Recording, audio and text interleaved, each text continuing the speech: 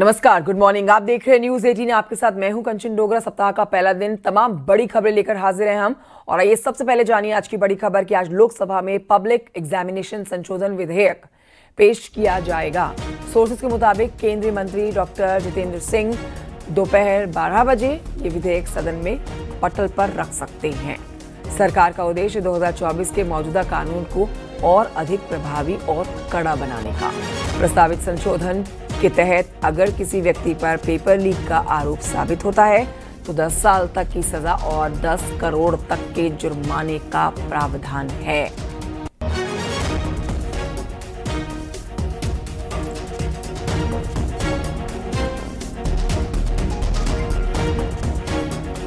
तो paper leak पर ये सबसे सख्त बिल आज पटल पर रखा जाना है।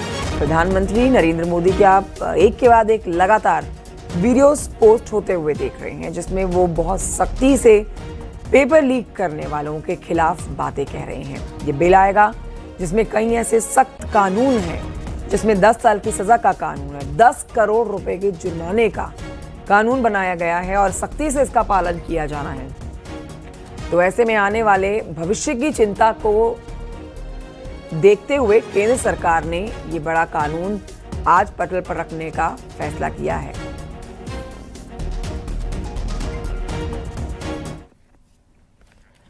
उधर प्रधानमंत्री नरेंद्र मोदी ने इंस्टाग्राम पर तीसरा वीडियो शेयर किया है। ये वीडियो संदेश भी इस समय चर्चा में बना हुआ है और उन्होंने इस वीडियो संदेश में घोषणा की है कि नंदन नीलेकणी की अध्यक्षता में परीक्षा सुधारों पर एक हाई लेवल टास्क फोर्स का गठन किया गया है। पीएम मोदी ने अपने वीडियो संदेश में कहा है कि विद्यार्थियों के भविष्य के लिए भारत सरकार अनेक कदम उठा रही है। जिन लोगों ने विद्यार्थियों के भविष्य के साथ खिलवाड़ किया है वो जेलों में सड़ रहे हैं। हम फास्ट ट्रैक कोर्ट बना चुके हैं।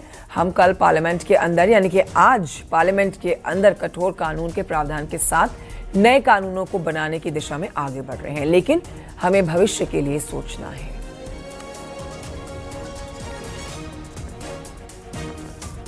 फ्रेंड्स, विद्यार्थियों के भविष्य के लिए भारत सरकार लगातार अनेकविध कदम उठा रही है। जिन लोगों ने विद्यार्थियों के भविष्य के साथ खिलवाड़ किया वे जेलों में सड़ रहे हैं। हमने फास्ट ट्रैक कोर्ट बना चुके हैं।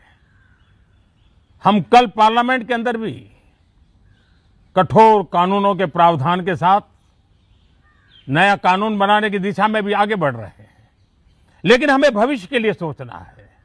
हमारी परीक्षा पद्धति विश्वस्त हो, हमारी परीक्षा पद्धति ट्रांसपेरेंट हो, हमारी परीक्षा पद्धति में सबसे ज्यादा अब टेक्नोलॉजी का उपयोग हो। इन सारी बातों को ध्यान में रखते हुए विश्व प्रसिद्ध टेक्नोलॉजी एक्सपर्ट श्रीमान नंदन नीलेकणी जी के नेतृत्व में एक हाई पावर टास्क फोर्स बनाने का निर्णय किया है जो एग्जामिनेशन रिफॉर्म की तरफ फोकस करेगा और जल्द से जल्द आने वाली परीक्षाओं की विश्वसनीयता को सुनिश्चित करने का काम इसके रिपोर्ट के आधार पर कर दिया जाएगा। बहुत बहुत धन्यवाद।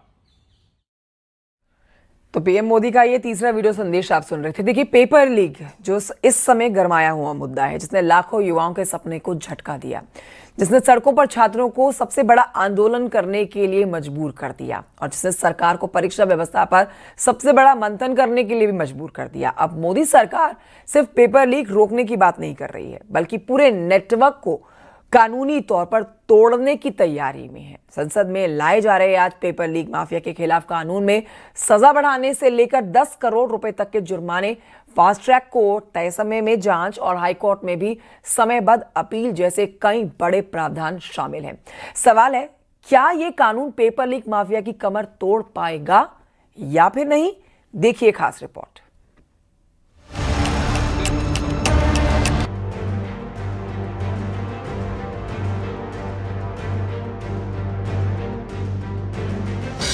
पिछले कुछ वर्षों में कई बड़ी प्रतियोगी परीक्षाएं पेपर लीक के आरोपों और जांच के दायरे में आईं। लाखों अभ्यर्थियों ने निष्पक्ष परीक्षा की मांग को लेकर आंदोलन किया। इसके बाद केंद्र सरकार ने 2024 में एंटी पेपर लीक कानून बनाया। लेकिन अब सरकार का मानना है कि संगठित गिरोहों से निपटने के लिए और सख्त कानूनी ढांचे की जरूरत है। इसी सोच के साथ संशोधन विधेयक संसद में लाया जा रहा है। संशोधन विधेयक में न्यूनतम सजा 3 से बढ़ाकर 5 साल करने का प्रावधान है। अधिकतम सजा 10 साल करने का प्रावधान है। जुर्माना 10 लाख से बढ़ाकर 50 लाख रुपए तक करने का प्रावधान है। क्या कहते थे, इस सरकार में इस्तीफे नहीं होते। क्या कहते थे, इस सरकार में इस्तीफे नहीं होते। हम कहना चाहते, झुकती है दुनिया, झुकाने वाला चाहिए।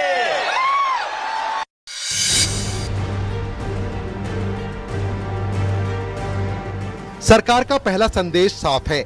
अब पेपर बेचने वाला या खरीदने वाला सिर्फ छोटी सजा का जोखिम नहीं उठाएगा। न्यूनतम सजा बढ़ने का मतलब है कि अदालत के पास भी राहत देने की गुंजाइश कम होगी। मकसद है डर पैदा करना और अपराध को हतोत्साहित करना।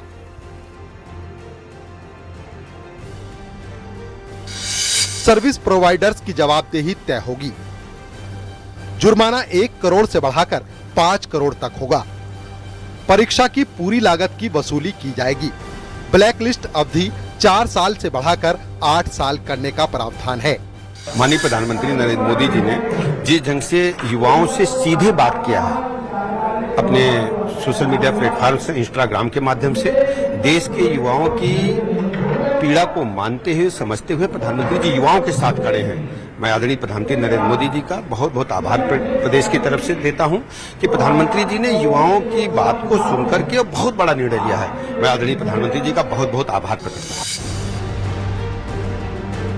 यही इस संशोधन की सबसे बड़ी रणनीति मानी जा रही है। पहले कार्रवाई मुख्य रूप से आरोपियों तक सीमित थी, लेकिन अब परीक्षा आयोजित कराने वाली एजेंसियों, टेक्नोलॉजी पार्टनर, प्रिंटिंग और लॉजिस्टिक सेवा देने वाले संस्थानों और उनके जिम्मेदार अधिकारियों की जवाबदेही भी कड़ी होगी।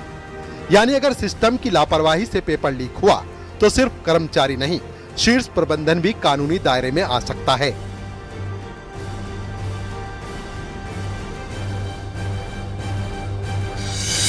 न्यूनतम सजा 5 से बढ़ाकर 7 साल करने का प्रावधान, अधिकतम सजा 10 साल करने का प्रावधान, जुर्माना 1 करोड़ से बढ़ाकर 10 करोड़ रुपए करने का प्रावधान, जांच 2 महीने के भीतर पूरी हो, फास्ट ट्रैक कोर्ट में ट्रायल हो, ट्रायल 3 महीने में पूरा करने का लक्ष्य।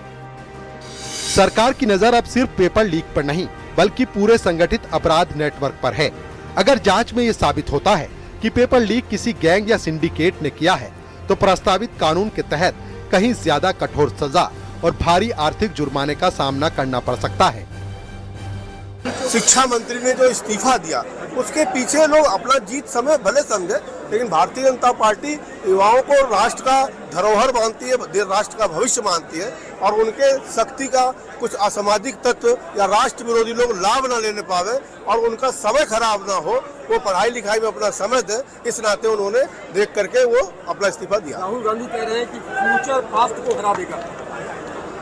अब ये राहुल गांधी का विषय हो सकता है, लेकिन प्रधानमंत्री जी के निगाह में और भारतीय जनता पार्टी के निगाह में हमेशा नौजवान सर्वप्रथम रहा है, और वो मैं मानता हूँ कि वो राष्ट्र का कहीं न कहीं धरोहर है।